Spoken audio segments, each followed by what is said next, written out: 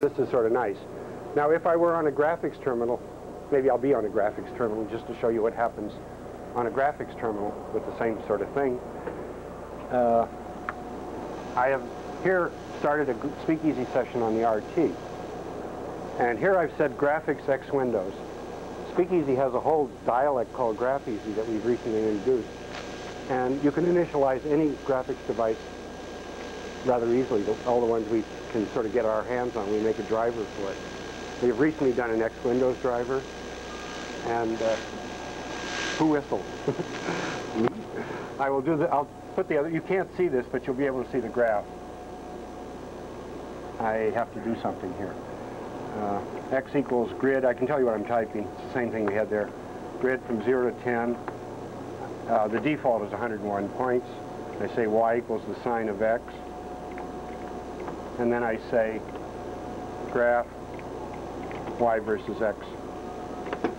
And you see the graph that comes out, which Gary Gordon in our audience will recognize very much as being a package produced by somebody at ComSat, contributed to us, John Reynolds. And it's the Speakeasy basic primitives for graphics. It's evolved a great deal since John's, but he would recognize it still. And that's what happens when you say graph. That's one of many options. There are hundreds and hundreds of things you can do with this graph. You can have log scales. You can also change the color if you like. The word for that is set color. I'm going to set it to red, which is 2. And I'm going to type in a command which says join Y versus X to the axis. And you see I've got a red fill in the figure. Now the whole, I think I've conveyed somewhat the philosophy of Speakeasy already, and in fact you know the language. This is the way you use it.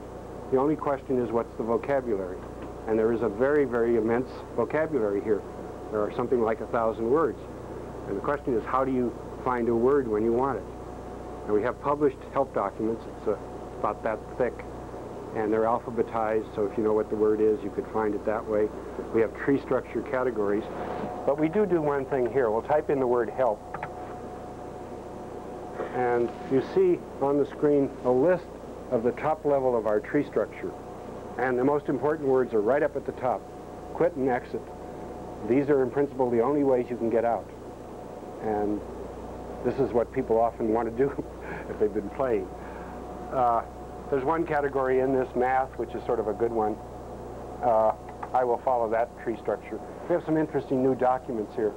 One of our problems as a software package is we have Speakeasy in something like 200 major sites in the world, and we have not a tremendous contact with our users. We seldom hear from them in most sites. It's because they use Speakeasy and they are happy to get their problems done. Now, we often talk to somebody and they'll say, why don't you have a document on this? And it turns out we do. They just don't know about it. Or why don't you have meetings? That was the one that was very common. We do have a meeting once a year. So we finally added to this tree structure things called publications and user group.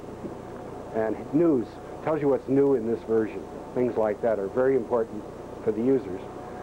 But the one you're usually looking for is math or something like that because you want to know about the operations. This gives you some feeling of the type of categories that we cover with Speakeasy. There's differential equations, lots of the fundamental functions. We do fitting, numerical integration, LinPack, which is a numerical package. All of that's available to you directly. Linear programming, physics, and statistics and things like that. Well, let me go on then. And let me type help statistics, which will give you a feeling for the vocabulary now. Here you see some of the words. As you'll see, it goes on for 2 pages here, so we have quite a few words. They're all the basic statistical operations are in there.